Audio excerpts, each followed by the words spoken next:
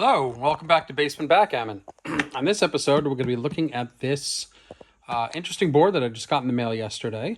It is from a company called Forwood Designs. That's Forwood. And I got this. I basically jumped on a deal very, very quickly that I saw on Facebook Marketplace. It was being sold for $250 and then $15 shipping. So I'm $265 all in on this thing. And when I first saw it, I really should have looked a little closer. When I first saw the pictures, I thought, number one, I thought that this was some sort of a cloth surface. It actually turns out that the case is completely hard plastic all around. Not that this is necessarily a bad thing. It's just not what I thought it was. I thought it was a some nice cloth surface, either a texturized leather or something like that. And it is not. That's number one. Number two, I thought it had a handle, and it does not. It is kind of like a portable tabletop board, if that makes any sense. Tabletop boards are meant to attaché tabletop. It's like an attaché a tabletop mix. Tabletop boards are meant to be they're open, that you can't fold them, and they're meant to be displayed. These kind of boards are not meant to be traveled with. They're very heavy. This board weighs about 15 pounds. It's quite heavy, and it's meant to be opened and put away on a shelf somewhere. But you're not meant to travel with it because it doesn't come with a bag. It doesn't come with a handle. There's not even any latches on here, but the top does open and close magnetically. But I wouldn't trust that if this was vertical. And we'll get into the inside in a second of why I bought this. But very quickly, it's hard plastic all around. You can see the hinges do stick out a little bit, which I don't particularly love.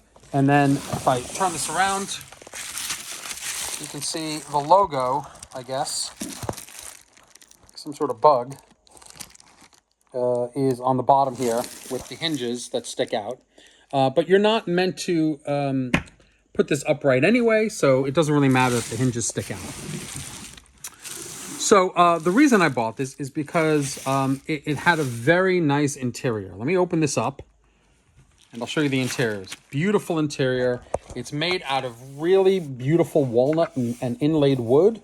You can see the points are inlaid here. The burls of the wood are still showing. I'm not 100% sure the types of woods that are being used here. I'll have to look it up at some point. But it's quite beautiful, striking hardwood that's used for this board. I've always wanted one of these beautiful hardwood boards.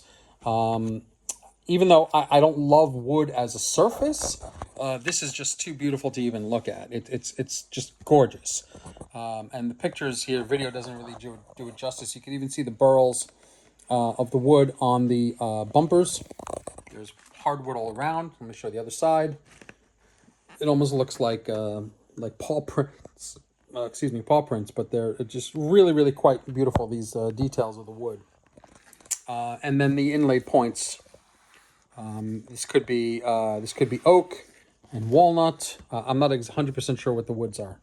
Maybe somebody else knows. And if you take a look here, there's also cutouts for the dice cups, the cube, and the checkers, which are metal rimmed. So this is a pretty nice board. This goes retail for about just under $1,000, about $960, I think, on their website is what the retail is.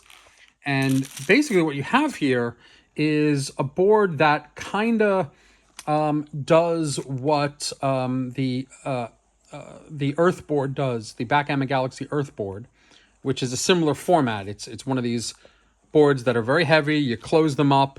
They're not meant to be taken to tournaments or anything like that, but you keep them in your home and you can play a very nice game on it. And I've never actually seen the Backgammon Galaxy one. The Pointworks version of the Backgammon Galaxy Earth board I do have, and I've done a video on that. And I don't love it, but it's very cheap. I think you can get them for like $120 or something like that. This is basically like that with way upgraded materials. Instead of a cloth field, you've got a wood field. So I think all the money is being spent on the wood here. Really, really nice. However, these checkers, I don't want to discount the checkers. The checkers are leather, real leather, and they are lined in metal, a metal rim. They're lighter than you would expect for a metal checker like this. The metal is actually quite light. I don't know what kind of metal this is. I don't know if it's aluminum or stainless steel, but whatever it is, it's fairly light. Not super light, but lighter than I would have expected. Certainly lighter than, let's say, my Jeffrey Parker rimmed checkers, which are quite heavy. And it does have the metal going all the way around, which I don't love because when it's in the tray like this, you can't tell which color is which. But nevertheless, once it's on the board, looks pretty good. This cube, which is made out of what I assume is solid wood, veneered wood, possibly veneered wood, but it's also very light. I would have expected this to be heavier. So I like a little heft with my components. This is lighter than I thought. Not particularly heavy, but it is quite striking and quite nice cube. It looks to be about 1.5 inches to 1.75 inches format. I don't have my measuring tape with me right now, but figure 1.5 inches sounds about right. It's a nice size cube, and it's got a cutout for it directly. These cups, which are also better than your standard wood cups, they don't have a trip lip. They're lined with a nice black velvet, just like everything else in the case is lined with this nice black velvet. But these cups are definitely of a higher quality than the crappy wooden cups that come with, let's say, the Pointworks board. And it's got felt on the bottom as well to protect it. So these are actually really, really nice wood cups, better than you would expect, considering they're hard. They're a nice size in your hand. I think it's kind of interesting that they chose to put the checkers on the outside and the cups on the inside. Usually this is reversed, but it's an aesthetic choice and it works just fine. Let's do our quick 6 across test so you can see what the checkers look like. Now, it's clear when somebody made this board, they definitely knew what they were doing because look at this. Perfect amount of slop in between, almost no slop coming through the checkers. These light metal rim checkers do make a nice little click sound and click to each other. It's actually quite a pleasing sound. Let's see what it looks like across. Let me get some of the other checkers. The checkers are in white and black.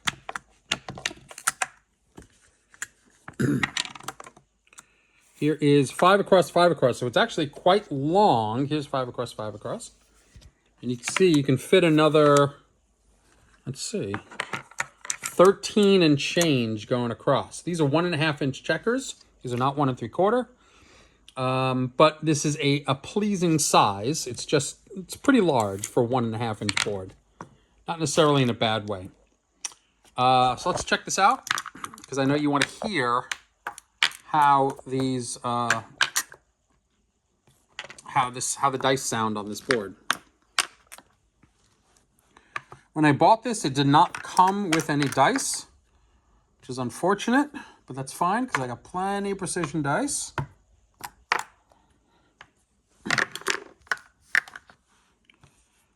Here's the other one. Good.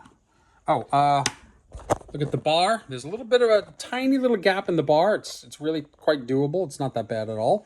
But it's the perfect size for the checkers. So really, this is a well-engineered board.